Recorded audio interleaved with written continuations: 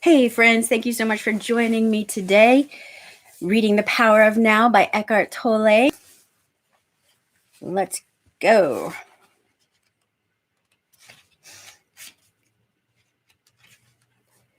Just reading this first quote here. You are here to enable the divine purpose of the universe to unfold. That is how important you are. And we're in chapter 6 in a section called Transformation Through the Body. All right. A questioner asks, why have most religions condemned or denied the body? It seems that spiritual seekers have always regarded the body as a hindrance or even as sinful. And he responds, why have so few seekers become finders? On the level of the body, humans are very close to animals. All the basic bodily functions, pleasure, pain, breathing, eating, drinking, defecating, sleeping, the drive to find a mate and procreate, and of course birth and death, we share with animals. A long time after their fall from a state of grace and oneness into illusion, humans suddenly woke up in what seemed to be an animal body, and they found this very disturbing.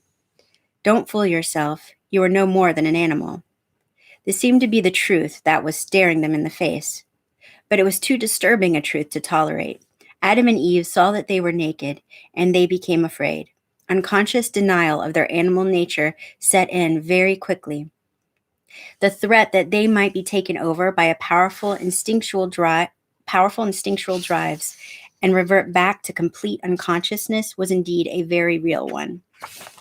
Shame and taboos appeared around certain parts of the body and bodily functions, especially sexuality. The light of their consciousness was not yet strong enough to make friends with their animal nature, to allow it to be and even enjoy that aspect of themselves, let alone to go deeply into it, to find the divine hidden within it, the reality within the illusion.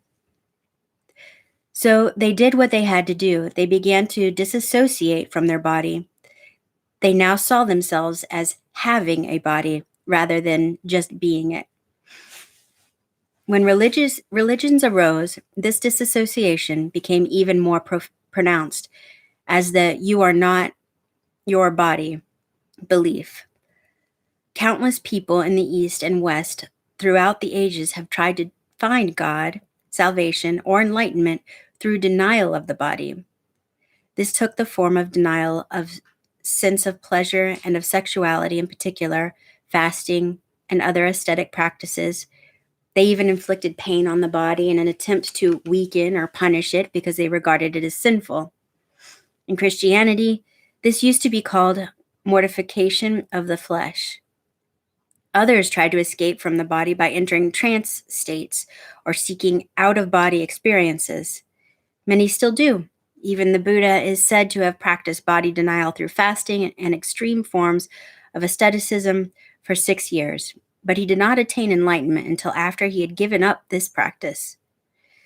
The fact is that no one has ever become enlightened through denying or fighting the body or through an out-of-body experience, although such an experience can be fascinating and can give you a glimpse of the state of liberation from the material form.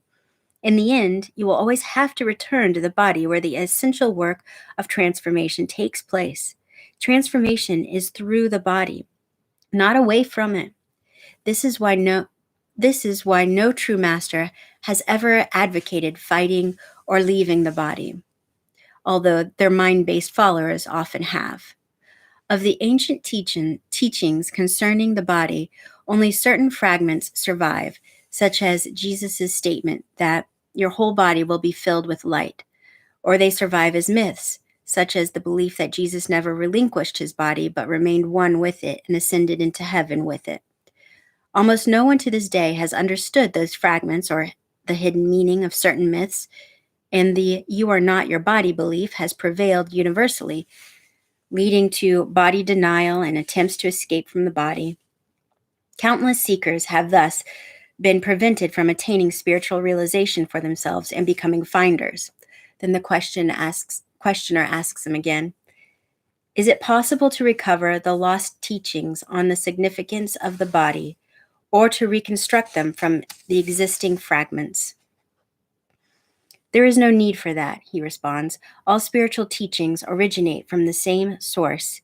In that sense, there is, and always has been, only one master who manifests in many different forms. I am that master, and so are you, once you are able to access the source within. And the way to it is through the inner body. Although all spiritual teachings originate from the same source, once they become verbalized and written down, they are obviously no more than collections of words. And a word is nothing but a signpost, as we talked about earlier. All such teachings are signposts, pointing the way back to the source. I have already spoken of the truth that is hidden within your body, but I will summarize it for you again. The lost teachings of the masters. So here's another signpost. Please endeavor to feel your inner body as you read or listen. Ooh, that'll be for tomorrow. Thank you so much for joining me today, and I hope you have a fantastic rest of your day or night, wherever you are. Bye.